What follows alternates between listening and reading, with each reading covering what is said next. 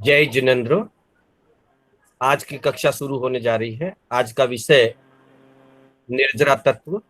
और आज की कक्षा के लिए उपस्थित हैं अपने वरिष्ठ स्वाध्याय श्री नौतमल जी साहब बंसाली। बंसाली साहब क्लास शुरू करें। वंदन करो अरिहंत को, सिद्ध न करो प्रणाम।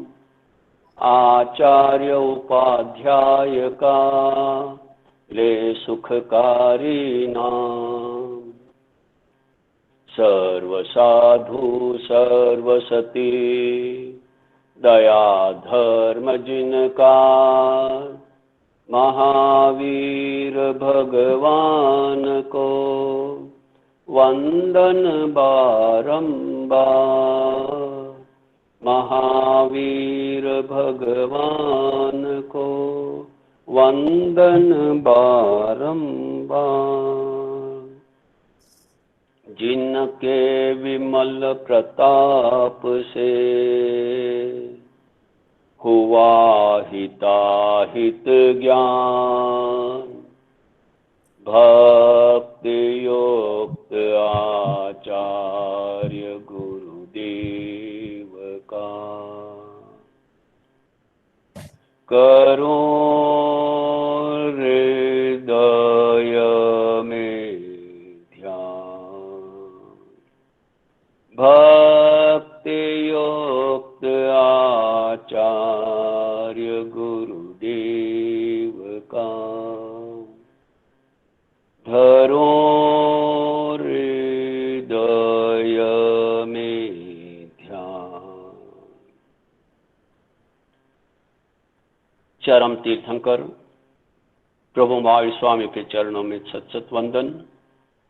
उन्हीं के द्वारा बताए हुए मार्ग पर प्रबल पुरुषार्थ के साथ चलने एवं चलाने वाले 36 गुणों के धारक आचार्य भगवंत एवं समस्त चरित्रात्माओं के चरणों में सत सत वंदन, नमन, अभिनंदन, सादर जय जिनेन्द्र।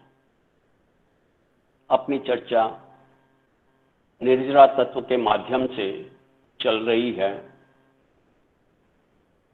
पूर्व अर्जित कर्मों को आत्मा से अलग करने का सुंदर सुगम उपाय महापुरुषों ने इस तत्व के माध्यम से बतलाया है।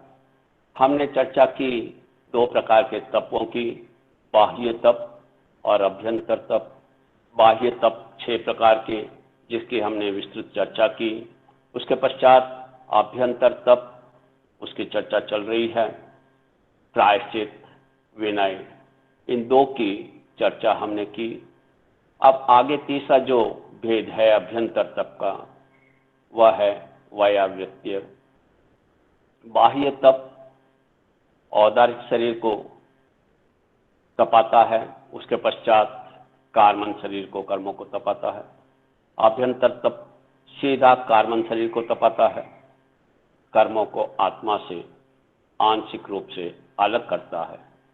तो इस प्रकार प्रायश्चित के द्वारा साधक साधना में आगे बढ़ते हुए अपने द्वारा हुई स्खलनाओं का वह शुद्धिकरण करता है, भूल को स्वीकार कर भूल का सुधार करता है, क्योंकि छद्मस्त भूल का पात्र है। केवली भूल नहीं करते, छद्मस्त ही भूल करता है, और 12वें भूलस्थान तक छद्मस्त है और वह भूल का पात्र है। भूल होना स्वाभाविक है क्योंकि छद्मस्त कारण, पर भूल को स्वीकार न करना ये अस्वाभाविक है। साधक साधना पथ पर चलते हुए जो भूल हो जाए तो उसका प्रायश्चित के द्वारा शुद्धिकरण हो जाता है, व्रतों की निर्मलता हो जाती है। कहा भी है, व्रतों का पालन मात्र महत्वपूर्ण नहीं है, पर निरतिचार पालन करना महत्वपूर्ण है। महत्व व्रतों के निरतिचार पालन का ही है, लेकिन पालन करते हुए महाव्रतों की आराधना या अनुव्रतों की आराधना, मूल गुण उत्तर गुणों की आराधना करते हुए स्खलना हो जाने पर घबराने की आवश्यकता नहीं। वितराग परमात्मा ने, तीर्थंकर भगवंत ने उसका भी उपाय बताया है। और उसका शुद्धिकरण हो सकता है, और वह शुद्धिकरण की प्रक्रिया ही निर्जरा के माध्यम से हम चर्चा कर रहे हैं। तो प्रायश्चित के द्वारा उसका शुद्धिकरण होता है, और प्रायश्चित के बाद विनय की बात आई। हमने 2 इन अभ्यंतर तप की चर्चा की। अब तीसरा अभ्यंतर तप है वायावृत्ति, यानी सेवा। सेवा के 10 उत्तम पात्र आगमों में बतलाए हैं, उत्तरायण सूत्र में भी इसका वर्णन आया है। वे है आचार्य, उपाध्याय, स्थिविर, तपस्वी, रोगी, शैच यानी नवदीक्षित, कुल, गण, संघ और साधार्मिक। आचार्य संघ का संचालन करते हैं। तीर्थंकर ने जो तीर्थ की स्थापना की, उस पर पाठानुपाठ आचार्य भगवंत एक अपेक्षा से तीर्थंकर को ही रिप्रेजेंट करते हैं। वे तीर्थंकर के स्थान पर आसीत होते हैं, और आचार्य के पश्चात उपाध्याय, आचार्य 36 गुणों के धारक होते हैं। उसके बाद उपाध्याय जो पठन पाठन कराते हैं, और उसके पश्चात स्थिविर। स्थिविर 3 प्रकार के बतलाए, वाय स्थिविर, दीक्षा स्थिविर और ज्ञान स्थिविर। 60 वर्ष की उम्र और उससे ज़्यादा के जो भी साधु हैं वे वाय स्थिविर कहलाते हैं। जिनकी दीक्षा प्राय 20 वर्ष या उससे अधिक है वे दीक्षा स्थिविर कहलाते हैं, और जो समवायन ठानांग का विस्तृत विवेचन के साथ अध्ययन मनन पठन पाठन किया हुआ है उनको ज्ञान स्थिविर कहते हैं। और उसके बाद तपस्वी, अनेक प्रकार की तपस्या करने वाले, क्योंकि साधक अलग अलग होते हैं, कोई तप के मार्ग से, कोई भक्ति के मार्ग से, कोई सेवा के मार्ग से आगे बढ़ा जा सकता है। अंतर्गत दशांश सूत्र में हम प्रतिवर्ष पढ़ते हैं तपस्या का वर्णन, कैसे सतियों ने, साधुओं ने उग्र तपस्या करके कर्मों की निद्रा कर वे अपनी आत्मशुद्धि में आगे बढ़े।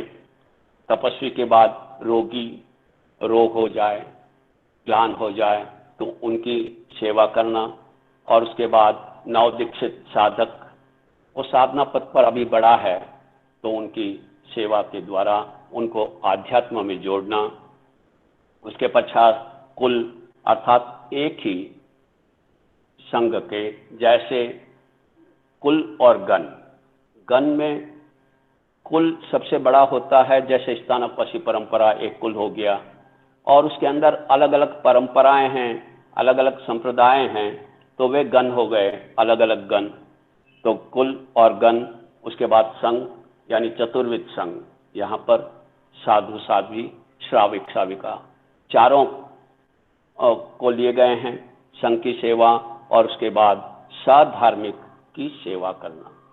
तो सेवा के माध्यम से हम अपने पूर्व अर्जित कर्मों की निजरा कर लेते हैं।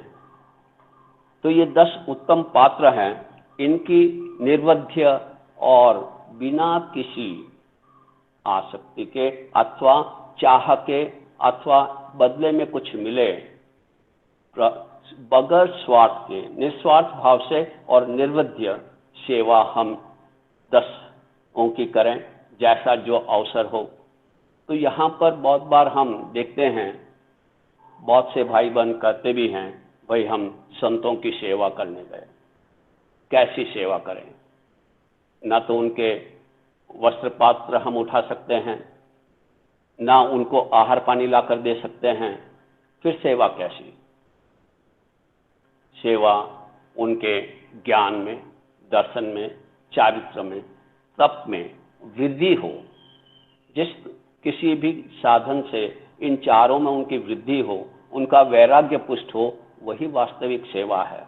यहाँ पर हम साधु संतों के, सतियों के जाएं तो ज्ञानार्जन करें, ज्ञान की चर्चा करें, इससे उनका ज्ञान भी परिपक्व होगा और ज्ञान की सेवा हो जाएगी। उनका सम्यक दर्शन मजबूत हो, उनका वैराग्य पुष्ट हो, ऐसे हम वैराग्य युक्त बातें करें, सांसारिक बातें बिल्कुल न करें। पर बहुत बार हम देखते हैं, जब भी ग्रस्त संतों के या सतियों के जाते हैं तो अपने दुख का रोना रोते हैं। नहीं रोना, ये भी बात नहीं कर रहा हूं। अगर किसी को परेशानी है, हैरान है, मन विचलित है, असंयम में है, तो वो मार्गदर्शन के लिए पूछ सकता है। पर क्या हर किसी के पास, कोई भी साधु संतों के पास ऐसी चर्चा करें? नहीं। जिसके प्रति हमारी प्रगाढ़ श्रद्धा है और जो सक्षम है, स्थिर है और हमें समाधान दे सकते हैं, ऐसे स्थिर भगवंतों के, आचार्य के, उपाध्याय के स्थिर भगवंतों के पास हम जरूर अपनी जो मन स्थिति है, अपने जो कष्ट हैं उनको कहें। लेकिन हर एक के पास अपना दुखड़ा रोना, ये श्रावक का कर्तव्य नहीं है, ये सेवा नहीं है। और बहुत बार छोटी छोटी बातें जो हमारे संग में होती है, वो भी हम संतों के पास जाकर कर देते हैं। संग में कुछ बात हुई, कुछ मनमुटाव हुआ, ये भी बातें वहां जाकर कह देते हैं। क्या फायदा? साधु साध्वी अपना कार्य क्षेत्र अलग है, श्रावक श्राविकाओं का अपना कार्य क्षेत्र अलग है। हाँ, जहां पर हमें उनके गाइडेंस की आवश्यकता है, हम गाइडेंस लें, लेकिन हर अपनी छोटी मोटी बात उनको जाकर न कहें, उन्हें और परेशान न करें। इसके बदले हम ज्ञान चर्चा करें, कुछ ऐसी चर्चा करें जिससे उनका वैराग्य पुष्ट हो, उनका चरित्र और दृढ़ हो, मजबूत हो, तब में वो और आगे बढ़ सकें, ज्ञान में और आगे बढ़ सकें। इस प्रकार की चर्चा करें और हम उनके वैराग्य वर्धक बात कहें। नवदीक्षित साधु भी होते हैं, इसीलिए पूर्व के जो श्रावक होते थे, बड़े श्रावक हमेशा नवदीक्षित या छोटे साधुओं के पास बैठते थे और युवक वर्ग बुजुर्ग साधुओं के पास, आचार्य उपाध्याय स्थिर भगवंतों के पास बैठते थे। तो इससे दोनों का फायदा होता था। नौजवान, नवयुवक, बालक बालिकाएं अगर स्थिर के पास, आचार्य के पास, उपाध्याय के पास बैठेंगे तो उन्हें अपने जीवन को संवारने का सुंदर अवसर मिलेगा। वे हमें बहुत सी अच्छी बातें बतलाएंगे जिससे हम अब संसार के तरफ मुंह हटाकर आध्यात्म की तरफ बढ़ सकें। विषय कषायों को हम कम करते जाएं, उनकी ओर आसक्ति को तोड़ते जाएं। और अगर बड़े श्रावक नवदीक्षित साधुओं के पास, छोटे साधुओं के पास, सतियों के पास बैठेंगे तो उनके ज्ञान दर्शन चारित्र में, उनके वैराग्य पुष्टि में वे सहयोगी बनेंगे। पूर्व के श्रावक ऐसे ही हुआ करते थे।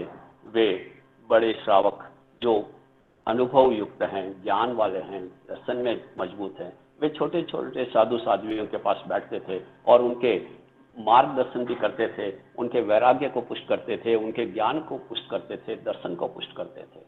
आज हम देखते हैं ये विपरीत स्थिति है, छोटे छोटे नवदीक्षित के पास बैठते हैं। तो इससे दोनों का नुकसान होने की संभावना है। मैं ये नहीं कहता कि नुकसान होगा ही, पर संभावना रहती है।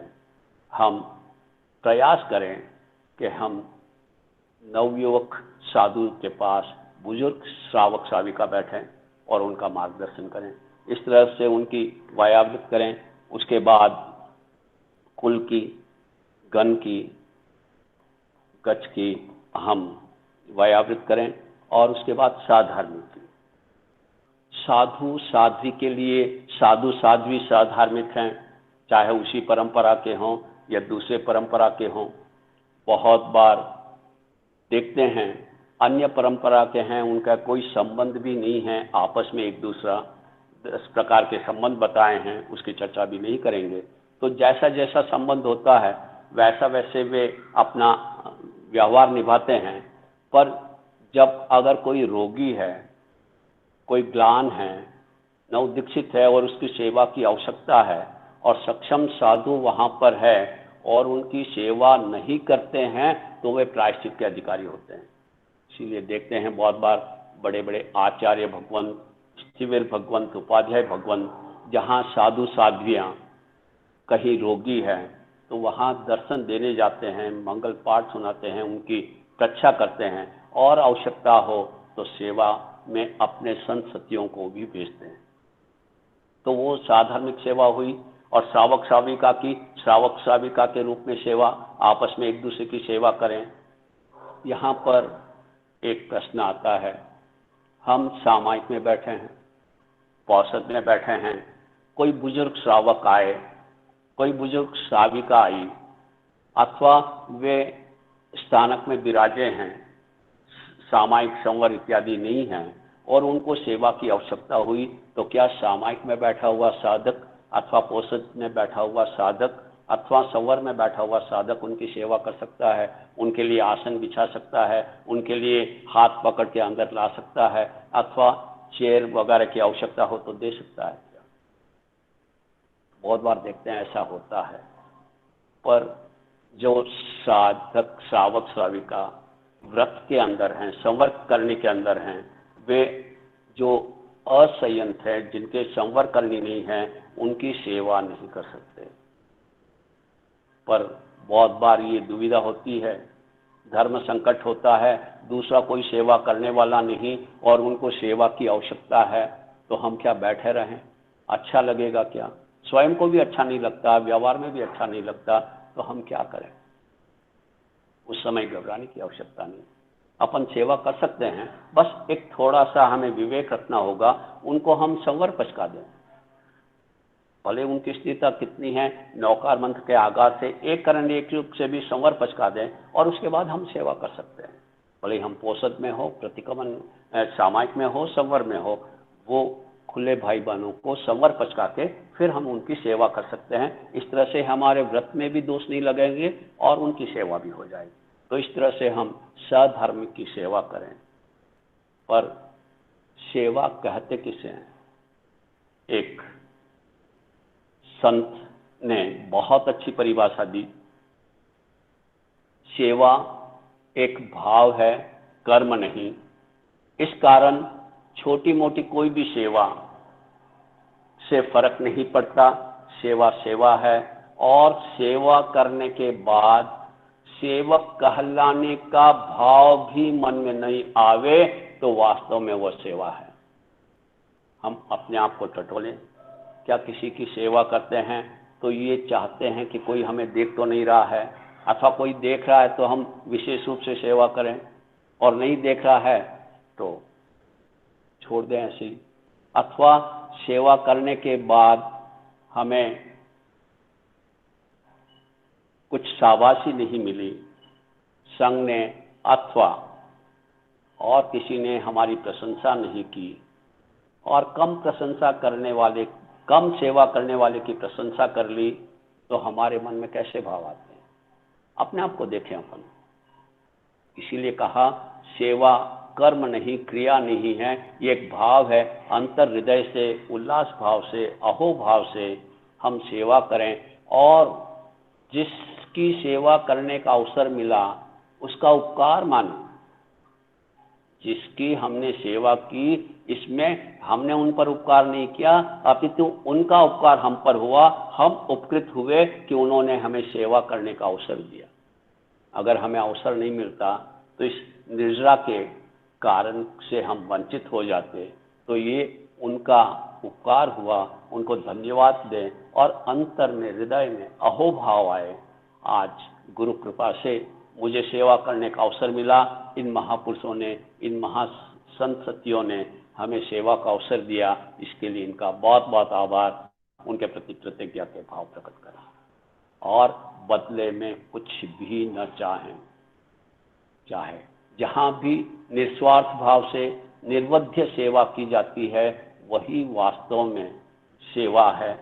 और साधु संतों की सेवा करें तो निर्विध्य सेवा करने का लक्ष्य रखें, कोई भी दोष लगाकर सेवा नहीं करें, चाहे वो विहार की सेवा हो, आहार पानी की सेवा हो, पहले से लोगों को सूचित कर देना संत पधारने वाले हैं, अथवा उनके निमित्त से तैयार करके उनको दे देना। ये दोष युक्त सेवा हमारे कर्म बंध का कारण है, और संतों ने अगर गवेषणा नहीं की तो उनके लिए भी कर्म बंध का कारण हो जाएगा। और उन्होंने अगर गवेषणा की और हमने जो झूठा उत्तर दिया उससे वे अगर संतुष्ट हो गए, उनको लगा कि भाई ये सही कह रहे हैं, तो उनके तो कोई कर्म बंध नहीं होगा, पर हमारे भयंकर कर्म बंद होंगे। यहाँ पर हम उनको संयम से गिराने वाले की गिनती में होगी। जैसे आपने वो एक कहानी सुनी होगी, एक मकान था, उसमें एक वृक्ष था, वृक्ष पर एक चिड़िया थी, मकान में आग लग गई, वृक्ष भी जलने लगा, तो चिड़िया भी अपने चोंच से पानी भरकर उस आग में डालने लगी। दूसरे ने पूछा, अरे भाई चिड़िया, तेरे चोंच में तो एक बूंद पानी आता है, क्या इससे आग बुझ जाएगी? तब बहुत सुंदर उत्तर दिया चिड़िया ने, मैं जानती हूं मेरे इस एक चोंच पानी से आग नहीं बुझेगी, एक एक बूंद पानी में कितना भी डाल दूं आग नहीं बुझेगी, वह पानी सूख जाएगा, जल जाएगा। लेकिन जब भी इस मकान का इतिहास लिखा जाएगा, उस समय मेरा नाम आग लगाने वालों में नहीं, आग बुझाने वालों में होगा। हम भी साधु संतों की सेवा करें तो निर्विघ्न सेवा करें, दोष रहित सेवा करें। चाहे वो बीमार हैं, दवाई की आवश्यकता है, जहाँ तक हो हम निर्वध्य बगैर दोष लगाए सेवा करें। और कभी ऐसा अवसर हुआ कि दोष लगाए बगैर सेवा संभव नहीं है, उन्हीं के निमित्त से क्रिया करनी पड़ेगी, तो स्पष्ट रूप से संतों या सतियों को कह दें, ये आपके निमित्त से बना है और मुझे ये सहज में नहीं मिला, सिर्फ आप ही के लिए करना पड़ा। उसके बाद वो प्रायश्चित लेकर अपना शुद्धिकरण कर लेंगे। अपवाद मार्ग में सावध्य चिकित्सा भी करानी पड़ती है, पर उसका प्रायश्चित लेकर शुद्धिकरण कर सकते हैं। और अगर हमने झूठ बोल दिया तो वे प्रायश्चित नहीं लेंगे, क्योंकि उन्होंने सोचा ये निर्वध्य सेवा है, तो हम संतों के सामने झूठ बोलने वाले बचेंगे। और दोषयुक्त सेवा करने से, आहार आदि बैराने से हम अल्प आयु का बंध करते हैं और भविष्य में अनंत कर्मों का आश्रय कर लेते हैं। इसलिए जहाँ तक हो निर्वध्य सेवा करें, और सेवा भी स्वार्थ रहित। संघ ने, मैंने चतुर्मास में इतनी सेवा की, संघ ने मुझे एक बार भी मेरा नाम नहीं लिया, अमुक का नाम ले लिया, तमुक का नाम ले लिया, तो क्या मैंने नाम के लिए सेवा की? तो फिर वो व्यापार तप नहीं होगा, वो व्यापार हो जाएगा, वो तप की श्रेणी में नहीं आएगा। तो हम अगर तप की श्रेणी में उसको लाना चाहते हैं, आत्मा से कर्मों की निजरा करना चाहते हैं, तो हम निर्वध्य सेवा करें, अपेक्षा नहीं रखते हुए निस्वार्थ भाव से और शुद्ध सेवा करें। और सेवक कहलाने का भी हम मन में भी न सोचें कि मैं सेवक कहलाऊं, लोग मुझे कहें तुमने बहुत अच्छी सेवा की। अगर वो कहते हैं वो उनका विषय है, पर मेरे मन में ये भाव नहीं आए तो वास्तव में वो सच्ची सेवा हो जाएगी। इस तरह से हम इस वायावृत तप के माध्यम से हम अपने कर्मों की, अनंत कर्मों की निजरा कर सकते हैं और आत्मा साधना पथ पर आगे बढ़ सकती है। इसके पश्चात चौथा अभ्यंतर तप है स्वाध्याय। नाम बहुत प्रचलित है, स्वाध्याय बहुत से भाई बहन करते हैं। सबसे पहले स्वाध्याय का मतलब क्या? स्वाध्याय मात्र पढ़ लेना स्वाध्याय है, अध्ययन कर लेना स्वाध्याय है, थोपड़े रट लेना स्वाध्याय है। कक्षा की 29वें अध्ययन में, जहाँ प्रत्युत्तर बोल के माध्यम से एक एक बोलों की कक्षा के माध्यम से भगवान ने एक एक साधना का क्या फल होता है उसका निरूपण इस 29वें अध्याय में किया हुआ है। तो वहाँ पर बतलाया है कि सज्जायनम बनते जीविकिम जने, सज्जायनम निजरम जने अन्नानम खवई। स्वाध्याय से सातों ही कर्मों की निजरा दी है और विशेष रूप से ज्ञानावर्ण कर्म का क्षय होता है। तो स्वाध्याय अर्थात आत्मा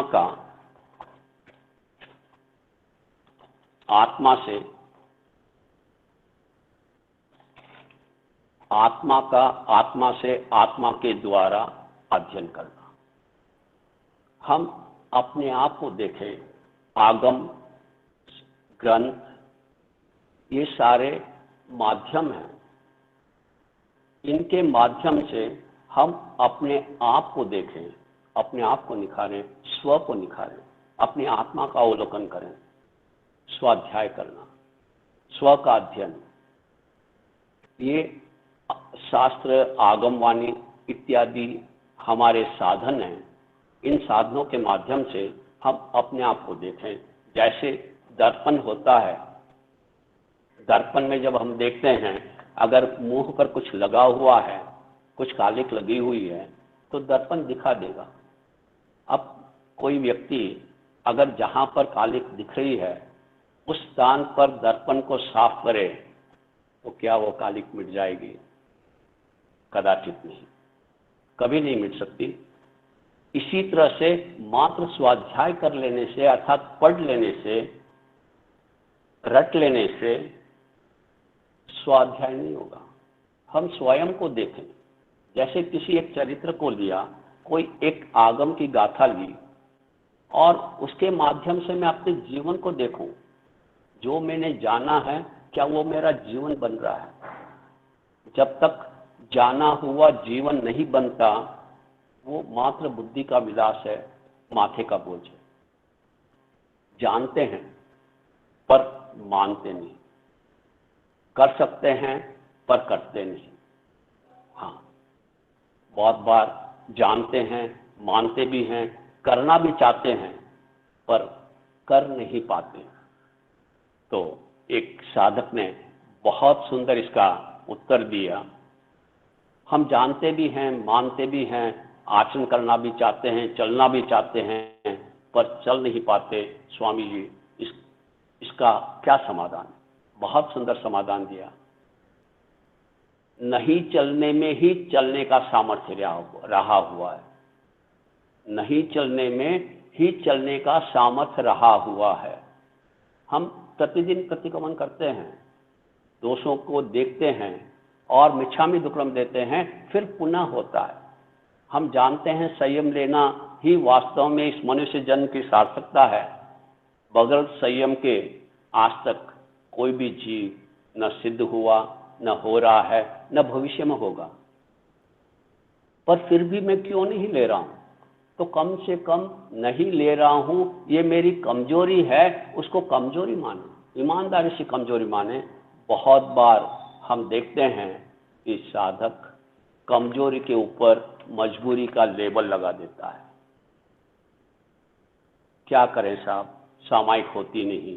क्या करें साहब, दीक्षा तो लेना चाहते हैं पर ले सकते नहीं। मजबूरी का लेबल लगा। जैसे कमजोरी और मजबूरी में बहुत बड़ा अंतर है। कमजोरी अगर कमजोरी रूप में दिखे तो कमजोरी निकल सकती है, पर मजबूरी को मिटाना हमारे हाथ में नहीं है। जहाँ पर हम बैठे हैं वहाँ पर अगर गर्मी लग रही है, गर्मी का मौसम है, गर्मी लग रही है, उसको सहन करना पड़ेगा, उसको हम नहीं बदल सकते।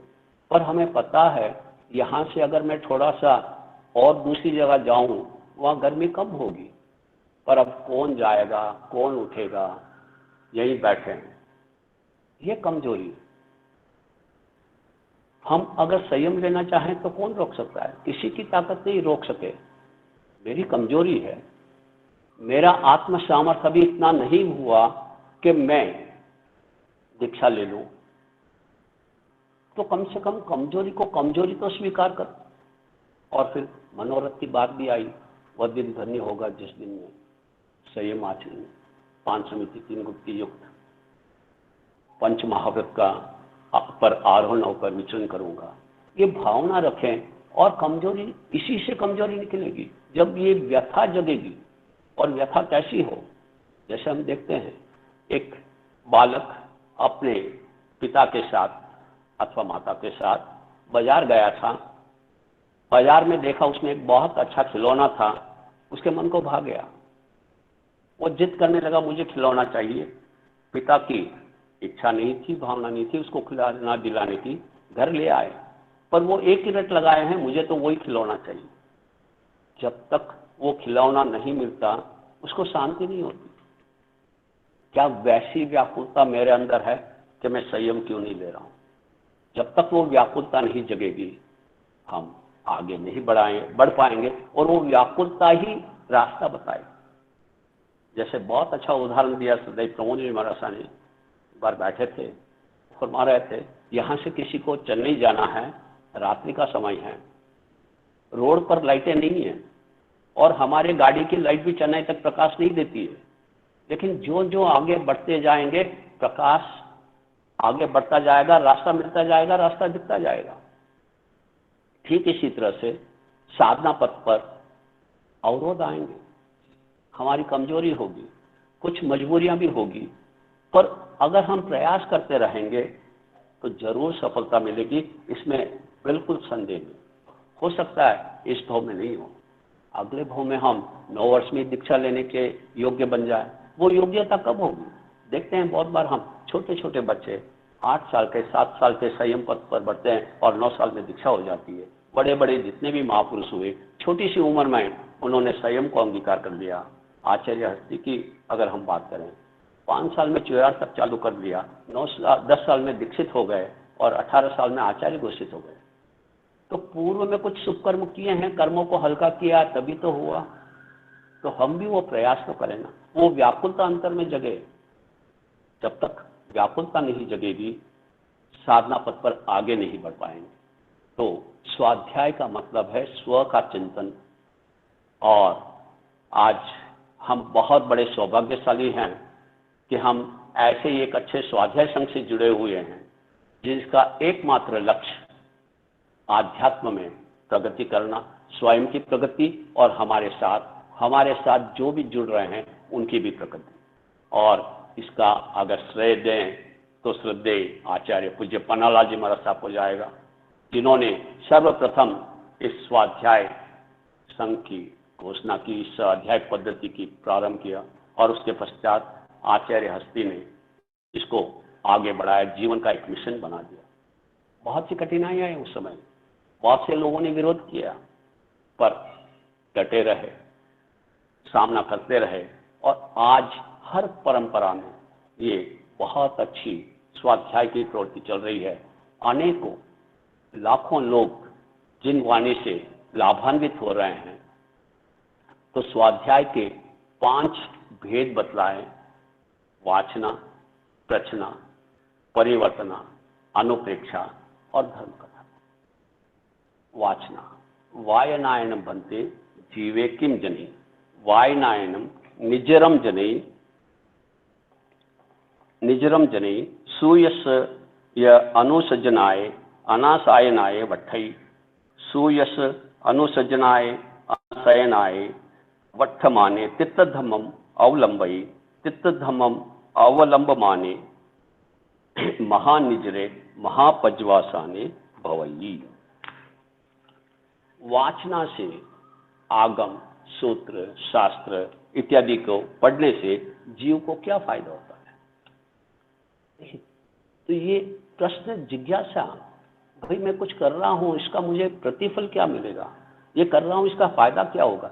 ROI, जैसे हम बिजनेस में कोई भी कार्य करते हैं तो सबसे पहले ROI को देखते हैं। ROI का मतलब रिटर्न ऑन इन्वेस्टमेंट। मैं इन्वेस्ट कर रहा हूं, इसके बदले में मुझे क्या मिलेगा? तो मैं अपने जीवन के अमूल्य क्षण किसी भी कार्य में लगा रहा हूं, उसके बदले मुझे क्या मिलेगा, क्या प्रतिफल मिलेगा? तो उन्होंने कहा सबसे पहले तो वाचना से, श्रद्धा, भक्ति और अहोभाव से आगम वचनों को, सद साहित्य को, ग्रंथों को पढ़ने से कर्मों की निजरा होती है। और उसके बाद कर्मों की निजरा के बाद मात्र सिर्फ निजरा ही नहीं होती, उसके बाद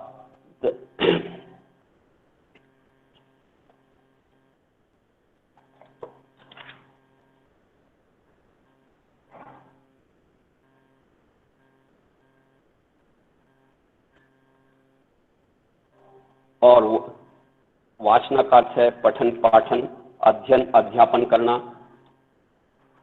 वाचना से आत्म प्रदेश में लगे हुए कर्म पुद्गल उनसे पृथक हो जाते हैं। श्रुत यानी ग्रंथ, सिद्धांत, प्रवचन, आप्तोपदेश के अनुवर्तन से यानी सदैव पठन पाठन से होने से श्रुत प्रणाली का विच्छेद नहीं होता, श्रुत की असाधना अथवा अवज्ञा नहीं होती और श्रुत परंपरा चालू रख और उसकी असाधना न करने वाला साधक तीर्थ धर्म का अवलंबन यानी आश्रय होता है। अर्थात स्वाध्याय करने से हम तीर्थ धर्म को आगे से आगे बढ़ाने में एक अवलंबन भी होते हैं और तीर्थ धर्म का अवलंबन लेने वाला साधक कर्मों की महान निजरा करने वाला और कर्मों का या संसार का सर्वथा अंत करने वाला होता है। अब इन आगमों को पढ़ने के पश्चात मात्र पढ़ लेना, जैसे मैंने पहले भी कहा, पढ़ लेना ही स्वाध्याय नहीं है। पढ़ने के बाद अपने आप का अवलोकन करना, जो जो बातें मैंने पढ़ी है क्या वो बातें मेरे जीवन में हैं? नहीं है तो क्यों नहीं है तो क्या और आगे नहीं बढ़ सकती, और अच्छी नहीं हो सकती? तो इस प्रकार जब हम अपना स्वयं का अवलोकन करेंगे तो वो वाचना, पढ़ना अथवा श्रवण भी वाचना में ही आएगा। अभी अपन वाचना स्वाध्याय कर रहे हैं तो इसके माध्यम से हम महान निजरा करने वाले बन सकते हैं। और उसके बाद प्रश्न, आजकल अपन देखते हैं 5 भेदों में ज्यादातर वाचना और परिवर्तना का ही चलन देख रहे हैं। पढ़ा, वाचनी ली और उसको फेर लिया, रट लिया, ठोकरा लिया पाठ, रटा, याद कर लिया। प्रश्ना बहुत कम होती है। प्रश्ना यानी क्या? पूछना। क्या पूछना? देखिए, सूत्र से ज्यादा महत्व अर्थ का है। जब तक अर्थ समझ में नहीं आएगा, उसका भाव समझ में नहीं आएगा, वो सूत्र पढ़ा हुआ हमारे लिए विशेष उपयोगी नहीं होगा। और महत्व अर्थ के साथ सूत्र पढ़ा हुआ ही हमारे जीवन के लिए उपयोगी होगा। जब तक अर्थ रूप में हम उसको नहीं स्वीकार करेंगे, नहीं समझेंगे, तब तक उसका महत्व नहीं होगा। भद्रबाहु स्वामी ने स्थूली भद्र को 10 पूर्वों का अध्ययन करवाया अर्थ के साथ। उसके बाद कारण हुआ, उन्होंने वाचनी बंद कर दी क्योंकि उनको लगा ये पात्र अब योग्य नहीं है इसके आगे। पर बहुत अनुनय विनय किया स्थूली भद्र ने, संघ ने भी बहुत अनुनय विनय किया, क्योंकि उस समय वो अकेले ही 14 पूर्व धरते हैं। तो बहुत अनुनय विनय करने के बाद उनको वाचनी दी और बाकी के 4 पूर्वों की भी वाचनी दी, पर अर्थ नहीं बतलाया। स्थूली भद्र 10 पूर्वी कहलाए, 14 पूर्वी नहीं कहलाए। महत्व अर्थ का ही है। जैसे बिजली में अर्थ नहीं हो तो झटका लगता है, गृहस्थ के पास अर्थ नहीं हो तो वो कोड़ी का कहलाता है। इसी तरह से आगम स्वाध्याय में अगर हम अर्थ को नहीं समझेंगे, उनके गूढ़ रहस्यों को नहीं समझेंगे, क्योंकि सूत्र में शब्द बहुत थोड़े होते हैं, अर्थ बहुत ज्यादा होते हैं, तो उन अर्थों को हम समझें और समझकर फिर आचरण में लाएं। तो प्रश्ना स्वाध्याय करें। जो भी बात, बहुत बार अपन देखते हैं कोई भी संत, सती अथवा श्रावक कुछ प्रेरणा करते हैं, हम स्वीकार कर लेते हैं। करना चाहिए, मैं इसका निषेध नहीं कर रहा हूं, पर क्यों स्वीकार करना, ये उत्तर मेरे पास है क्या? किसी ने कहा गतागति याद कर लो, लघु दंडक याद कर लो, हम याद कर लेते हैं, बहुत अच्छी बात है, पर क्यों याद करूं? इससे मुझे क्या फायदा? गति आगत क्यों याद करूं? जो कहीं जा रहा है, आ रहा है, आ रहा जा रहा है, उससे मुझे क्या? तो हम प्रच्छा स्वाध्याय के माध्यम से सबसे पहले क्यों शब्द लगाएं, क्यों करूं? उपवास करना है, क्यों करूं? प्रेरणा देते हैं बहुत बार, व्याख्यानों में भी हम देखते हैं महापुरुष प्रेरणा देते हैं, उनके अंदर अनंत अनुकंपा होती है और वो चाहते हैं हर कोई जीव उनके संसर्ग में आए, वो आत्म कर्मों से मुक्त हो, उनके कर्म निर्जित हो। तो बहुत बार प्रत्याख्यान करवा देते हैं। और सही एक बार की घटना आप साथ शेयर करूं, आपने भी बहुत बार अनुभव किया होगा, महापुरुषों के प्रवचन में गए, अंत में एक सामूहिक प्रत्याख्यान करवाते हैं, तो उस प्रत्याख्यान के माध्यम से आज ऊपर से नमक नहीं लेना, इसका प्रत्याख्यान करवाया। सबने ग्रहण कर लिया, बहुत अच्छी बात है। घर गए, योगानुयोग आज सब्जी में नमक नहीं था, ऊपर से नहीं ले सकते, नियम लिया हुआ है, नहीं लिया, पर अचार चटनी तो ले सकते हैं ना, अचार और चटनी ले ली, मिलाकर खा लिया, क्या व्रत पूरा हुआ? वह नियम जो लिया निभा? हाँ, अक्षर स्तर पर निभ गया, पर भाव से नहीं निभा। उस नियम के पीछे क्या भाव थे महापुरुषों के? क्या मात्र सचित है इसलिए त्याग करवाया? सचित तो होते तो सचित का ही पूरा त्याग करवा।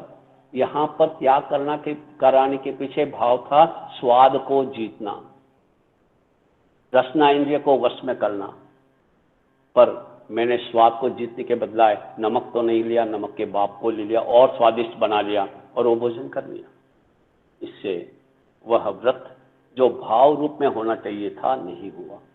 ये परीक्षा के माध्यम से, अर्थ के माध्यम से ही हमें समझ में आएगा, नमक नहीं लेना तो क्यों नहीं लो, अमुक कार्य नहीं करना तो क्यों नहीं करो, या मुझे समझ में आ रहा तो पूछने की जरूरत नहीं है।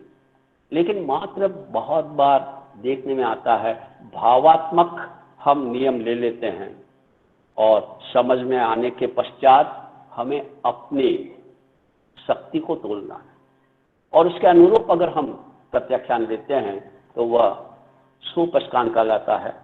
भगवती सूत्र में वर्णन आता है इसका।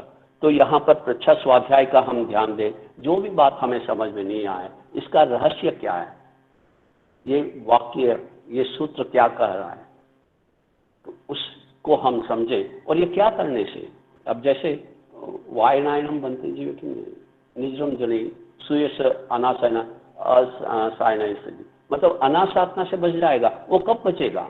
जब अनासाधना के कौन कौन से कारण हैं, वो कारण क्या मेरे जीवन में है, किस रूप से मैं आसाधना कर रहा हूँ। बहुत बार हम आचार्यों के निर्णय पर क्वेश्चन मार्क लगा देते हैं, ये ऐसा क्यों किया उन्होंने, इसको दीक्षा क्यों दे दी, उसको संघ से क्यों बहिष्कृत कर दिया। क्या हम इतनी योग्यता हमारे में है कि हम आचार्य के निर्णय पर क्वेश्चन मार्क लगा सकें? अगर ऐसा कुछ लगता है, हो सकता है कभी आचार्य भी छद्मस्त हैं, हो सकता है, तो हम बाजार भाव में क्यों बेचें? हम उन आचार्यों के पास जाएं, उनके सन्निधि में जाएं, विनय से, प्रेम से अपनी जो शंका है उसका समाधान करें। वह पृच्छा स्वाध्याय से होगा। तो जो समझ में नहीं आए उसको हम स्वाध्याय करें, और जब ये स्वाध्याय होगा तो हम आसाधना से बच जाएंगे। वरना हम आचार्य की आसाधना कर देते हैं, गुरु की आसाधना कर देते हैं, साधु संतों की आसाधना कर देते हैं। तो ये पृच्छा स्वाध्याय नहीं होने से बहुत बार आसाधना होती है। तो अगर पृच्छा स्वाध्याय होगा तो असाधना से हम बच जाएंगे और महान और तीर्थ धर्म का अवलंबन करने वाले बनेंगे। जब हमारे जीवन में जो ज्ञान की बातें हमें, क्यों यहाँ पर 3 तरह के होते हैं जो ज्ञान है, 3 प्रकार का ज्ञान होता है। प्रज्ञा जिसको कहते हैं, एक श्रुतमय प्रज्ञा, दूसरी चिंतनमय प्रज्ञा और तीसरा अनुभवमय प्रज्ञा। चिंतनमय, श्रुतमय प्रज्ञा, सुनने से जो ज्ञान हुआ ये प्रारंभिक है, उसके बगैर ज्ञान आगे नहीं बढ़ेगा। सुनने से जो, पढ़ने से जो प्रज्ञा हुई वह श्रुतमय प्रज्ञा। उसके बाद मैं चिंतन करूं, आगे अनुप्रेक्षा में अपन बात करेंगे। चिंतन से हम उसके बारे में जानें और उसके बाद उसको अनुभूति के स्तर पर लाएं।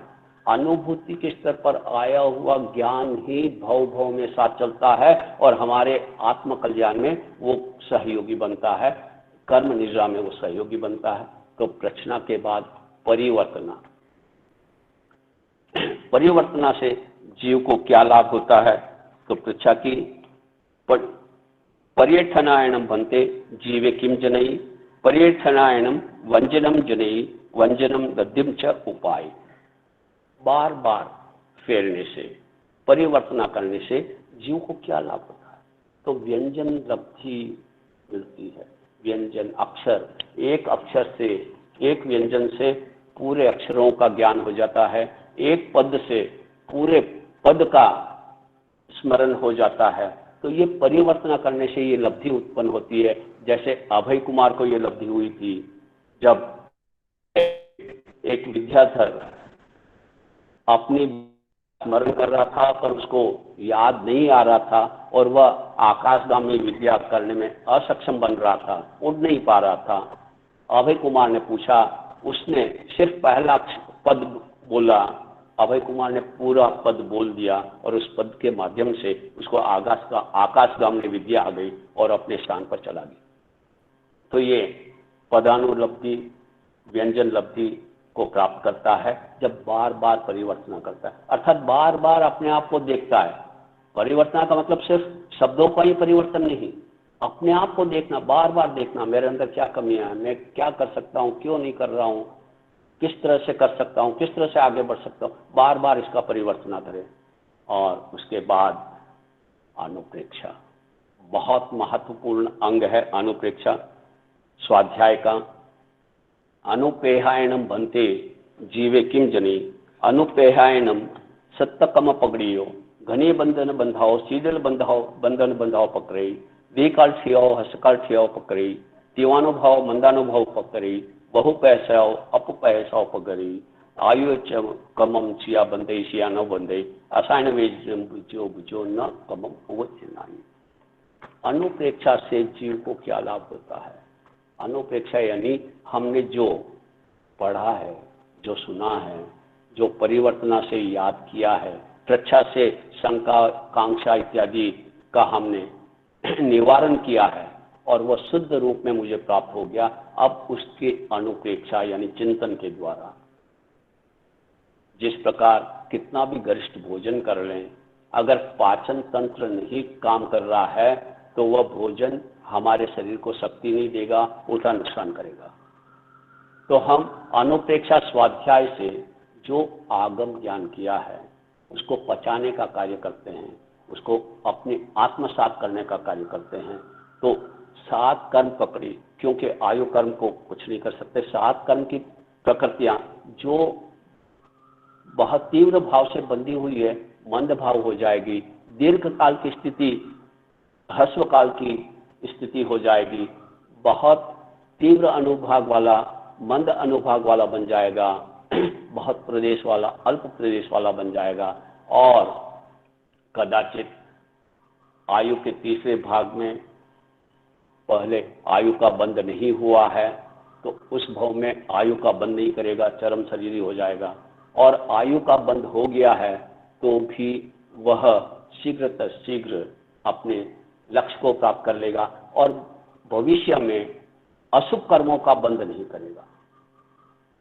लेकिन इसका ये मतलब नहीं कि अनुप्रेक्षा करने से अशुभ कर्म बंद हो गए। अगर वापस प्रमाद में आ गया तो अशुभ कर्मों का भी बंद हो सकता है, 4 गति रूप संसार को भी बढ़ा सकता है। और अगर उसका अप्रमत्तता रही, अनुप्रेक्षा चलती रही, स्वाध्याय चलता रहा, निरंतर चलता रहा, निरंतरता और नियमितता साधना की मूल वस्तु है, अगर वो चलता रहा तो भविष्य में कभी भी अशुभ कर्मों का बंध नहीं करेगा, उसके शुभ कर्मों का बंध होगा और 4 गति रूप संसार को बहुत शीघ्र पार कर लेगा। इस तरह से अनुप्रेक्षा स्वाध्याय और उसके पश्चात धर्म कथा, 4 प्रकार की कथा कही गई है।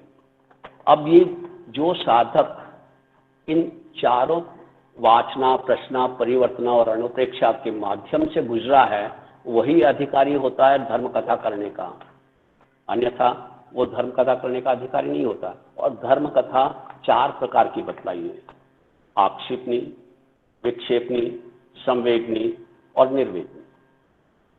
ये 4 प्रकार की कथा के माध्यम से, जैसे द्रव्यानुयोग है, धर्म कथानुयोग है, अलग अलग 4 अनुयोग बताए, गणितानुयोग, चरित्रानुयोग। तो यहाँ पर धर्म कथानुयोग ये चारों आ जाते हैं, पर यहाँ धर्म कथा जो है वो 4 प्रकार की बतलाई।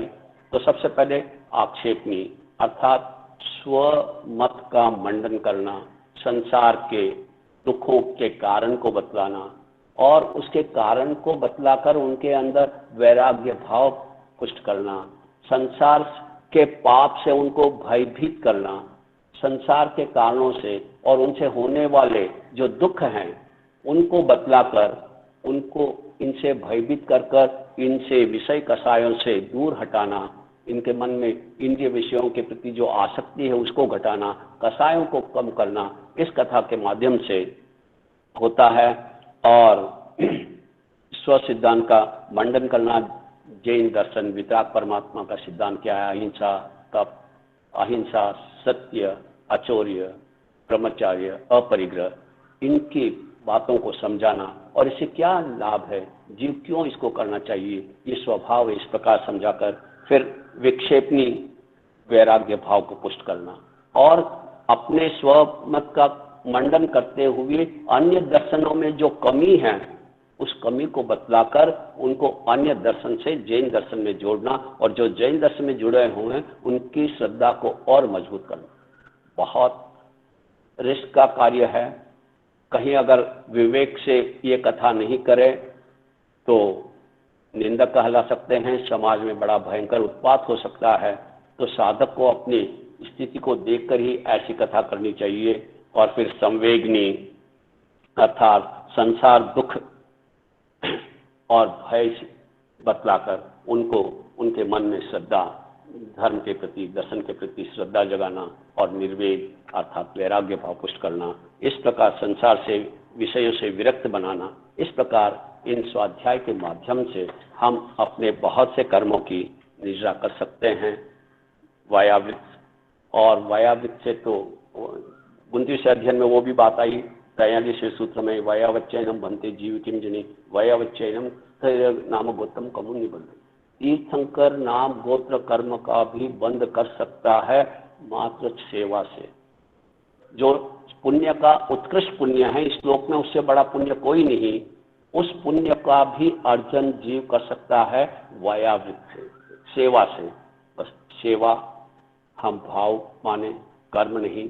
इसलिए छोटी बड़ी सेवा, कोई भी सेवा है उसको हम सेवा माने। मुझे छोटा काम दे दिया, उनको बड़ा काम दे दिया, मेरी इंसल्ट हो गई, उनकी प्रशंसा हो गई, ऐसा कुछ नहीं है। सेवा भाव है, कर्म नहीं। और इसलिए कोई भी सेवा सेवा है और निस्वार्थ भाव से की हुई सेवा, और सेवक कहलाने की भी भाव नहीं आए, ऐसे जब उत्कृष्ट रसायन अंदर आते हैं सेवा करते हुए अज्ञान भाव, तो फिर वह तीर्थंकर गोत्र बांधने से भी नहीं चूकता। इस प्रकार हम इन आगमों के रहस्य को समझने का प्रयास करें, इनकी गहराई में जाएं और फिर अपने जीवन को देखें। ये दर्पण का काम करते हैं स्वाध्याय, हमें अपने दोषों को बतलाते हैं। हम उन दोषों को देखकर उनको बाहर निकालने का प्रयास करें, उनसे बचने का प्रयास करें और अपने अंदर जब दोष निकल गए तो गुण जो आत्मा के अंदर ही है वो बाहर से कहीं आने वाले नहीं, वे गुण हमारे आत्मा के अंदर स्वतः प्रकट होने लगेंगे और हम भी इस चतुर्गति संसार कंता से बहुत शीघ्र पार पा जाएंगे। इस प्रकार आप और हम सब इन तप के माध्यम से इसके वास्तविक स्वरूप को समझकर इसको सही ढंग से अपने जीवन में आचरित करेंगे तो हमारा ये सुनना, पढ़ना, ज्ञान अर्जन करना, परिवर्तन करना सार्थक होगा। आप और हम सब इस तप के माध्यम से अपने संसार को सीमित करें, भव भ्रमण को सीमित करें और अनंत सुख के अधिकारी बने। इन्हीं मंगल भावनाओं के साथ सादर जय जिनेन्द्र। किसी को कुछ प्रश्न पूछना हो आज के विषय के संबंध में कृपया पूछ सकते हैं।